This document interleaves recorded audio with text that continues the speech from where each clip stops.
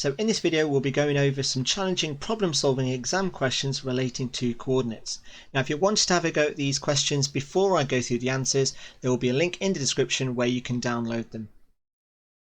Now before we get started, let's just cover some of the basics. Now when reading and writing coordinates, it's always important that we go across and then our vertical axes. Now one way to remember this is to think of our axes. Now they will typically be labelled as X and Y, and your first coordinate represents the horizontal movement, so left or right, and the second value will represent up our vertical movement, which will either be up or down. Now one way to write this or remember this is usually along the corridors and up the stairs. However, another way of remembering it is to think about common sense, is the coordinates are written in alphabetical order.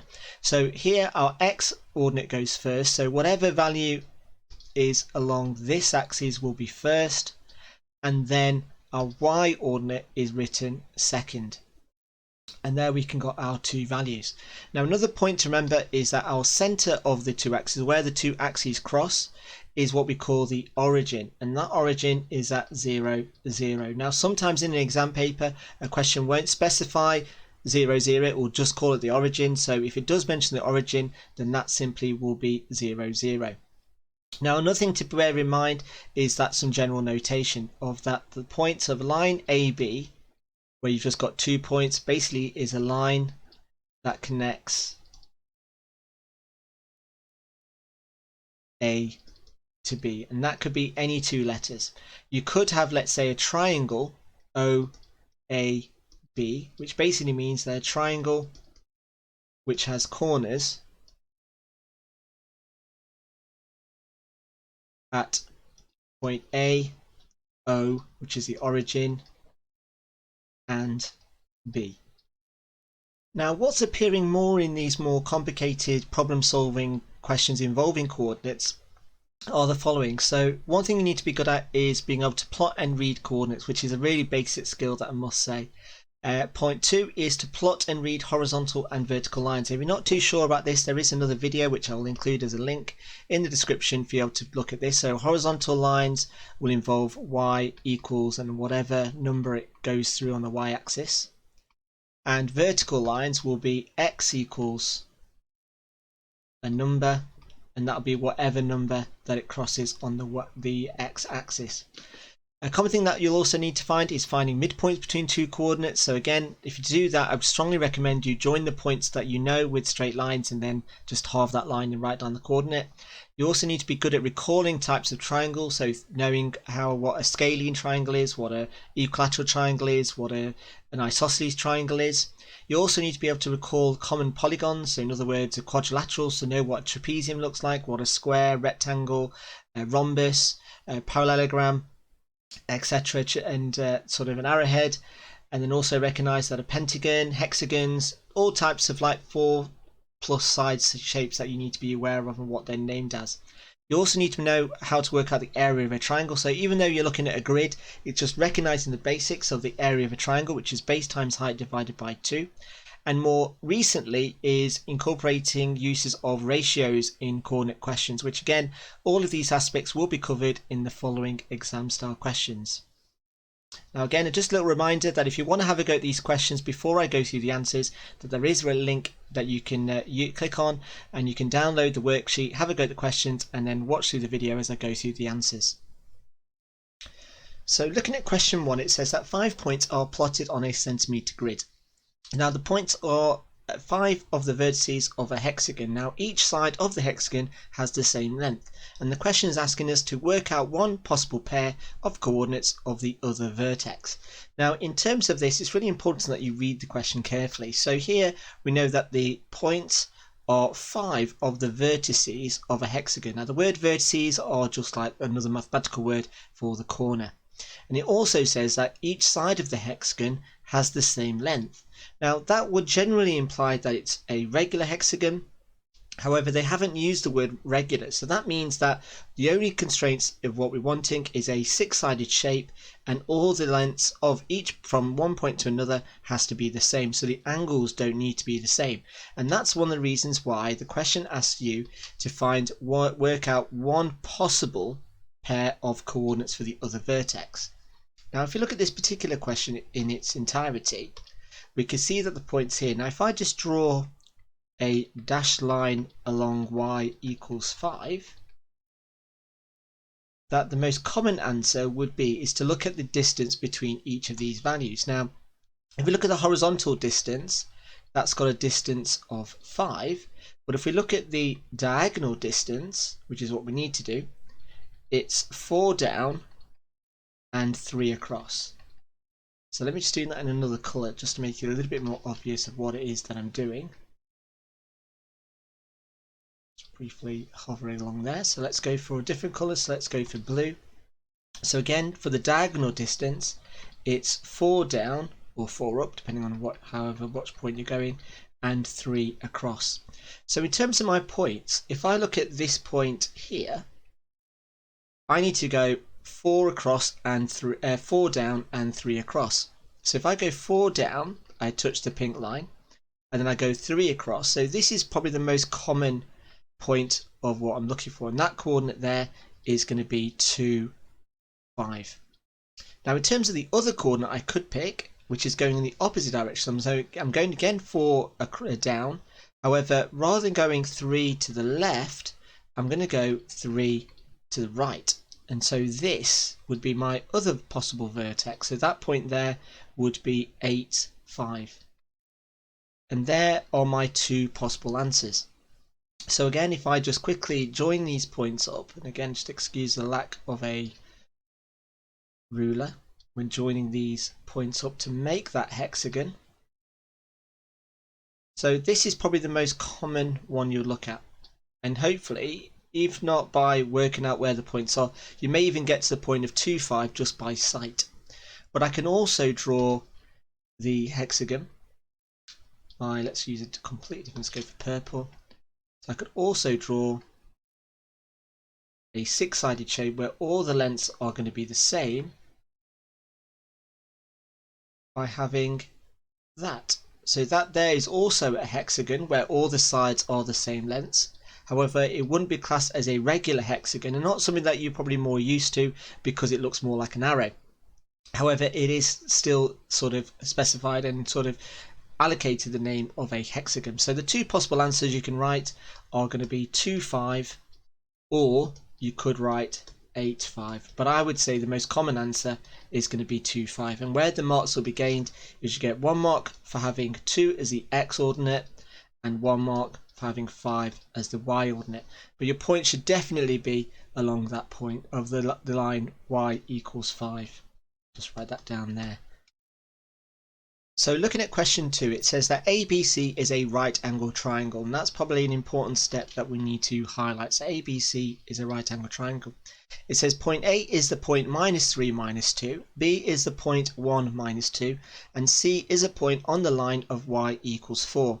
And part A is asking us to draw the triangle ABC on the centimetre grid below, and it's worth a total of 3 marks. So a good starting point is to actually start by sort of drawing and marking points A and B. So -3, -2 is -3 across and 2 down. So that's going to be my point A.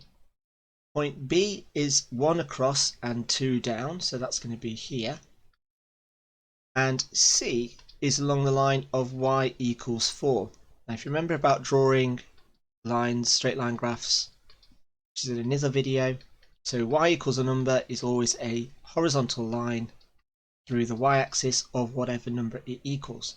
So my point C has got to be somewhere along this dotted line, but it's also got to prove to be ABC is a right angle triangle.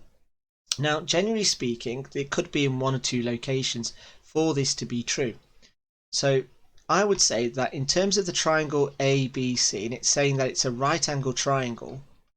Now right angle basically means that it's 90 degrees. Now if you remember angle notation, then that usually implies that the middle letter is where the 90-degree angle is going to be. So point C is going to be perpendicular to point B, and the line AB I should say. So point C could be here. Now another correct answer you could have is also at this point here, which could also be C, which I'm just going to call C2. If I call this one C1, but I would say C1 would be probably a better answer. So here I could say that the point marking the triangle ABC, and again what I'm going to do is use a ruler, but in this case I'm going to try and draw this more accurately, making sure that, now again it is really important that you are accurate when it comes to drawing these points, particularly by using a ruler, making sure it goes through those points that we have marked, like so. I'm just going to neaten that up, like so. So from this here we've got our triangle ABCs, and again make sure that you're not just marking the points, you make sure you're joining the points up to make it a triangle. Now for question B, which is worth 2 marks, it's asking us to work out the area of a triangle.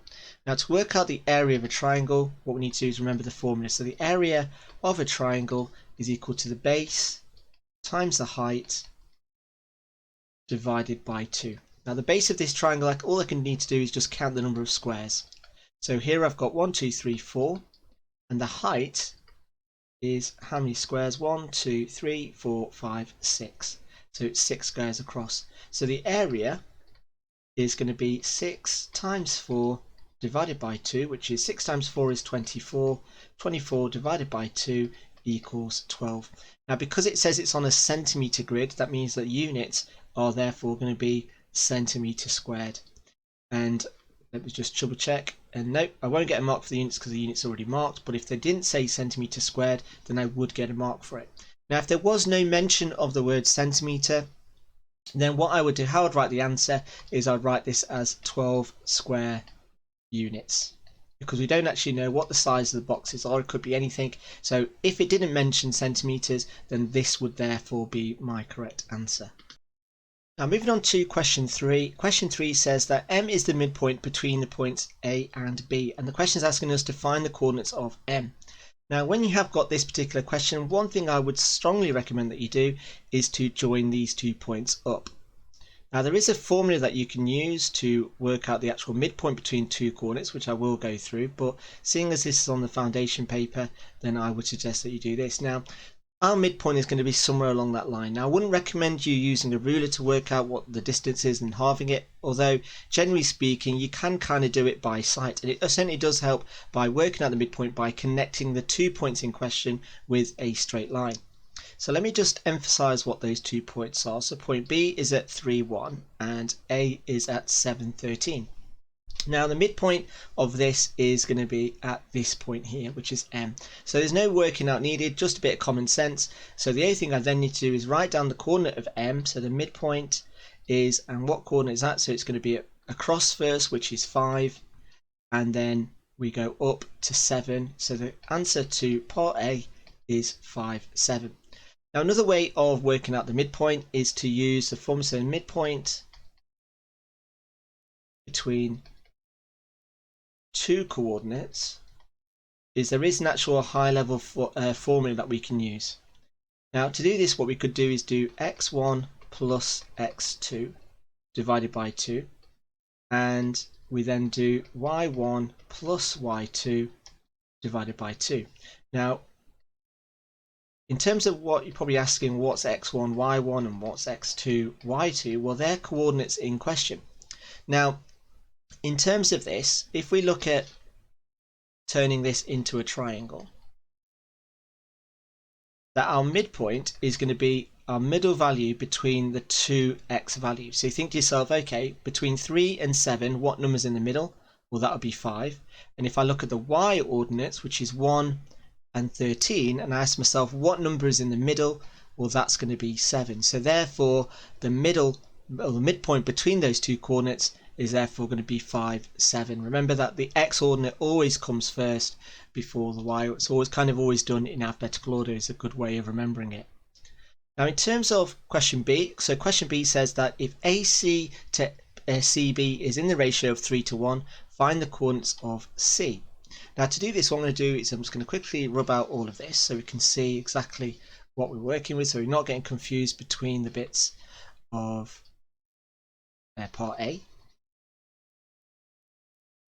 like so. And let's just get rid of all this as well.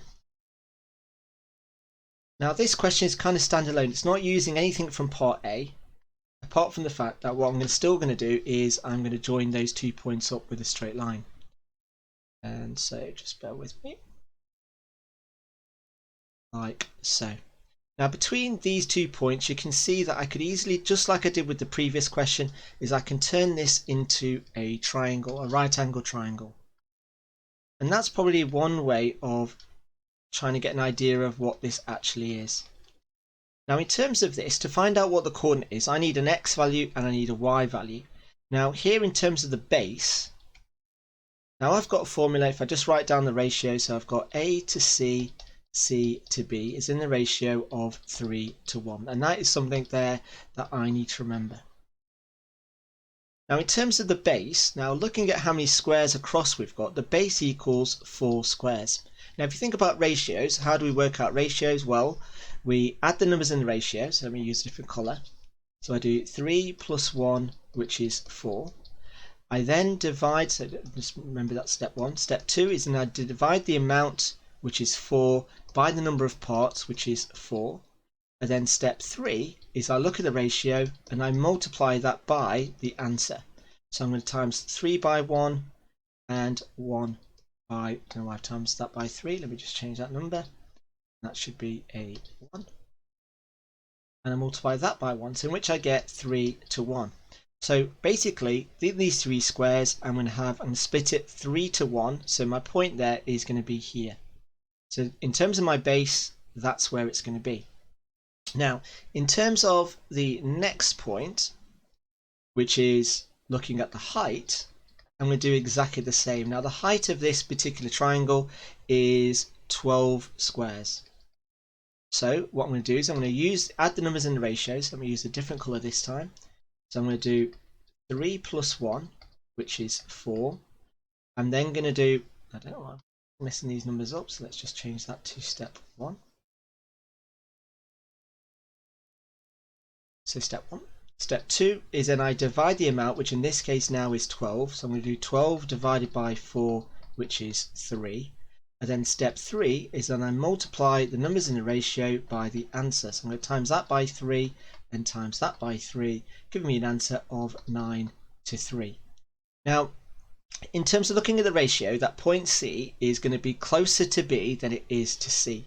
So I know that it's definitely going to be along this line here. So looking at the height, I've got to go 9 squares up and mark where it's going to be, which is here. So that's my 9 and that is my 3. So lo and behold, that this here is where point C is going to be. So that's how we can use coordinates and ratios. And I'm just going to simply mark C. So C as a coordinate is going to be 6, 10. And there is my final answer. And this is basically the method of how we do this now. It is possible you're doing it in your head. It is also possible that once you've got one of the points, so here once I got that green mark, all I need to do is project a vertical line to see where it hits the line, and that's exactly where C is going to be. So it's just another way of being a bit smart and being able to get to the answer.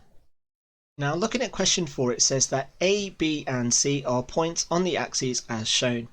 The area of the triangle ABC is 28 square units. Work out the possible coordinates of A, B and C. Now this one is a bit of a tricky question if you're just looking at a face value. So let's have a look at the information that is given to us. And the key bit of information is that the area of the triangle ABC is 28 units. So if we think to ourselves, how do we work out the area of a triangle?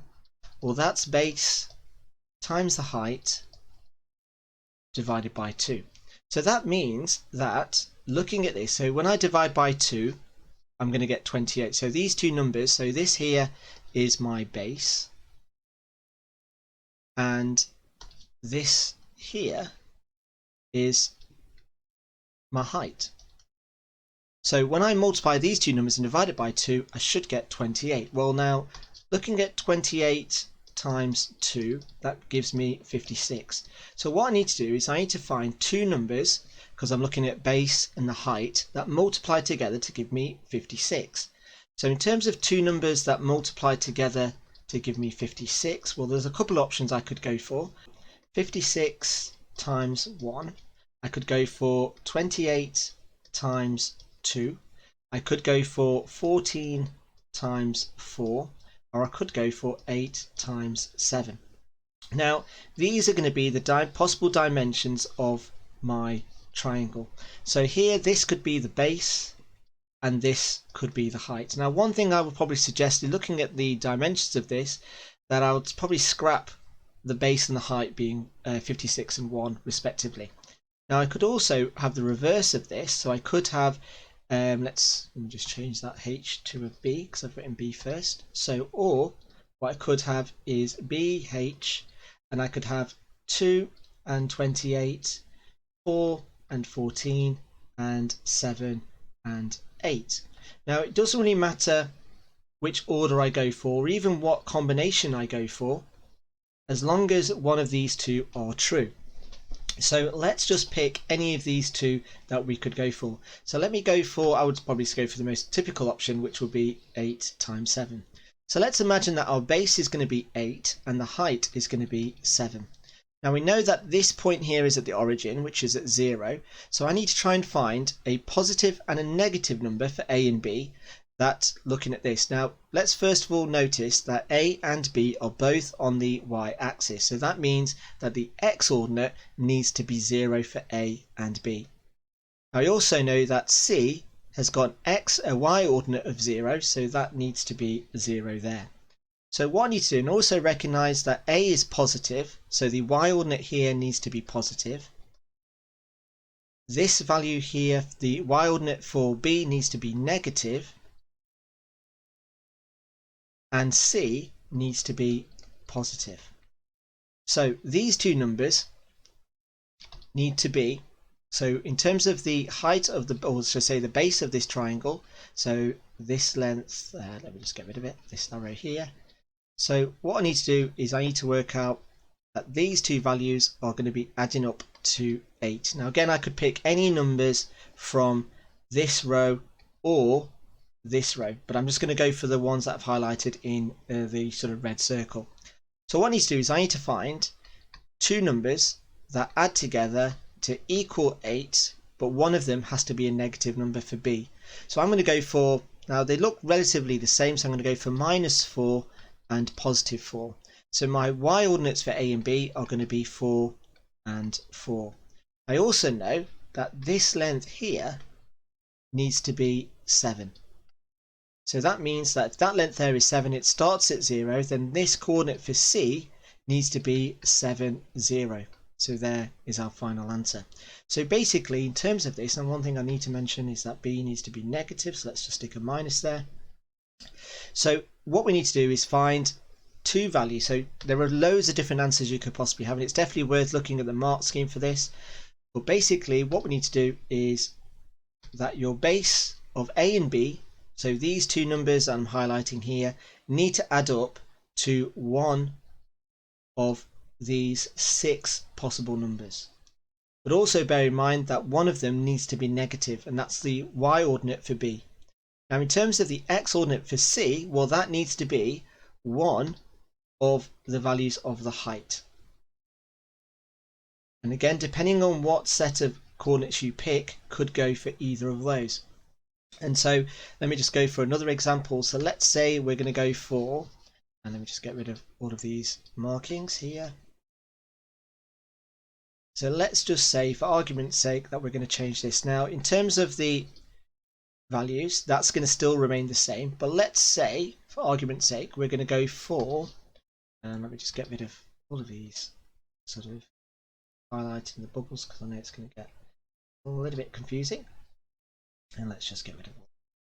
So let's go for another combination. So let's go for 4 and 14. So looking at the base, that this length here needs to be 4. So let's say that this is going to be -2 and that's going to be +2. So therefore that's going to be 2 and -2. And also that the height needs to be 14. So this length here needs to be 14. So then that's going to be 1, 4. And there is my final answer. And there we can go as a different set of possible answers. And like I said, there are several combinations you could pick, but the general rule of thinking is exactly what I've just gone through. So moving on to question 5, it says that the points -1, 0 and 1, 4 are diagonal opposite corners of a square. Work out the coordinates of the other two corners of the square. Now first of all, let's try and get an interpretation of what this question actually looks like. So let's first of all plot these 2 points that I've got. So -1, 0 is going to be here and 1, 4 is going to be here. Now in terms of the diagonally opposite corners of a square, then if I just do a little sketch of a square, then the diagonal corners are going to be this point here and this point here. So I need to make sure that the 2 red dots represent the 2 diagonally opposite corners of my actual square. So what they can't be is that these 2 red dots can't be on touching the same side as on part of the square.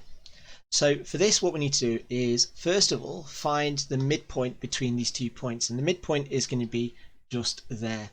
Now from this, what we can then do, now you kind of can do this by general sight, is you can kind of try and guess where the points are, but one of the points is going to be here and the other point is going to be here. Now if I join those points up, you can see how it then becomes a square.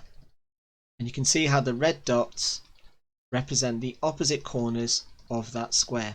Now if you're wondering about what's a more methodical way of getting to that point, well, once I found the midpoint, you can see that the distance from each of these points is like so. So you can see that all I've done is just a trail of going along my x-axis and y-axis to go from there. Now if I was to rotate that little sort of the dotted red line, then what that then would become, and let's use blue, is if I rotated it 90 degrees, then what it would then become is this here. Like so. And all it's a case of doing is just rotating the sort of legs of these 2 points and rotating it 90 degrees, and then you'd get what those 2 points are. Or alternatively, you could just do it by sight. So the 2 coordinates I need to write are these 2 black markers here. So one coordinate here is going to be 2, 1, and the other coordinate is going to be -2, 3. And there is my final answer for this particular question. So have a look at question 6. It says points A and B are shown on the grid, and part A is just asking us to write down the coordinates of A and B. So for A, remember we're starting at the origin, we always go along the x-axis first. So that's going to be -3 and then -5. So it's -3 and -5. And for B, it's going to be 2 across and 3 down. So that's going to be -3. And that would give me my 2 marks. Now for part B, it says that plot point C on the grid so that the x-ordinate of C is less than the x-ordinate of A. Now the x-ordinate of A is, so if I just write that down, so from the C of my x-ordinates, that this number here needs to be less than -3. And it says that the y-ordinate of C is positive and even. So this value here needs to be positive and even. So marking these 2 points along my graph, so let me just move this slightly up so I've got the full grid on screen. So a value needs to be less than -3. So the x-ordinate needs to be somewhere on this side. So if I just highlight this, the point C is somewhere in this blue area here. Let me just shade that in a little bit better. So it needs to be somewhere on this side, because that's where it's less than the x-ordinate of B. And the y-ordinate needs to be positive and even. So it needs to be somewhere on this pink line, or it could be this pink line, or it could be this pink line. And so basically the possible points it could be are either here, here, or here. And that's the only possible values that it could be. Or it could also be here, here, and here, or there, there, and there. So they're the possible answers I could have for part C. And all I then need to do is just write down any of those coordinates that I've highlighted in that sort of with a red circle. So either I could have -6, -6, -6, -6, and it's going to be for this one is going to be 6, 4, or 2. So that's one set, which is here. I could have, for the green ordinates, I could have -5, -5, -5. And here I'm going to have 6, 4, and 2 again. Or I could go for coordinates in this third row here, which I'm just going to do in purple, which is going to be -4, -4, -4. And again, I'm going to have 6, 4, and 2. So any of these sort of 9 coordinates are going to be absolutely fine for your final answer for part B. So looking at question 7, it says here are 2 right angle triangles. And part A says that assume the triangles AOB and PQO are similar. Work out the area of the triangle PQO. Now for this, what we need to do is first of all establish what are these 2 triangles. So the triangle AOB is going from A to O to B. So that's this pink triangle that I've got here.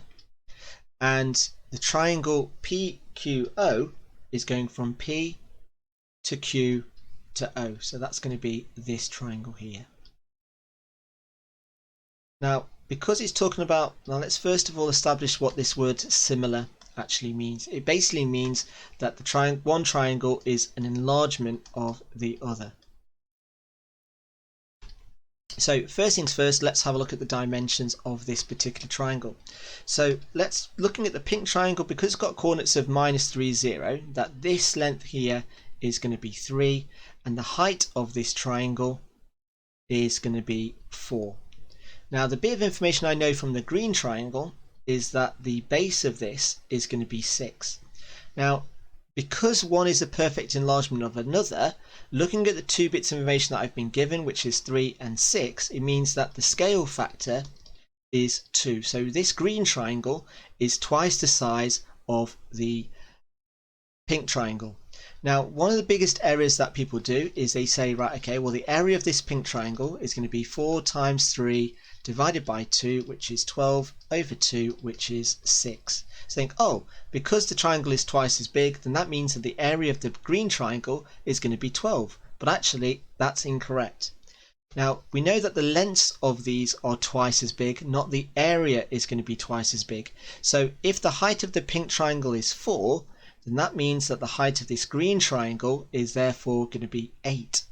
Now then, using those dimensions, that the area of this triangle is going to be the base, which is 6, times the height, which is 8, divide that by 2, so 6 times 8 is 48, divided by 2 gives me an answer of 24. So the correct answer for part A is that the area of the triangle is going to be 24 square units. Now part B then says that in fact QP is longer than it would be if the triangles were similar. So in other words, that this point P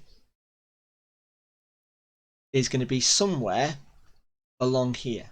So somewhere along that lines. And the question is asking is, what impact will that have on the answer to part A? So what impact is that going to have on part A? So if this point here moves up and the triangle then becomes even bigger, what's going to happen to the area? Well, obviously, clearly, and using common sense, that the area will be larger. Or you could use the word increase. And there is your final answer for part B. Now looking at question 8, it says that ABC is an isosceles triangle. It says that A to B is equal to A to C, so there are our 2 common sides, and BC is parallel to the x-axis. And the question is asking us to work out the coordinates of B. So what I need to do is I need to work out what this point here is. Now when it comes to these questions, one thing I note straight away is that none of the axes are labelled with numbers. So what I'm going to do is I'm going to use the information from the coordinates of A and C to do just that. So first of all, I know that this point here is 10 and this point here is going to be 1. And I also know from point A that this point here is 6 and this point here is going to be 9. Now to find what the coordinate of point B is, I know that it's going to be on the same line as that. Well, I know it's definitely going to be where the y ordinate is going to be 1, so that's got to be true. Now the bit that I don't know is where is this point here. Now because it's an isosceles triangle, it means that this distance here needs to be the same as this distance here. So the difference between 6 and 10 is 4, so that means that this distance here must also be 4. So 6 take away, so this point value here is going to be 6 take away 4, which equals 2. So my x ordinate is going to be 2, giving me a final answer of that the coordinate of B is 2, 1. So looking at our final question, which is question 9, it says here is a centimetre grid with point P plotted. And the information it tells me is that a circle has the centre of P and a radius of 4 centimetres. The circle passes through the points A, B, C and D. And the question is asking us to complete the coordinates of A, B, C and D. So this point here is, point P, is our centre of our circle. And we also know that it's got a radius of 4 centimetres. So if I count 4 points in both left, right, up, down sort of markings, that these 4 points are going to be the corners. Well, I won't say the corners because there are no corners of my circle. So the next thing I then need to do is to draw a circle where this is my centre. So with a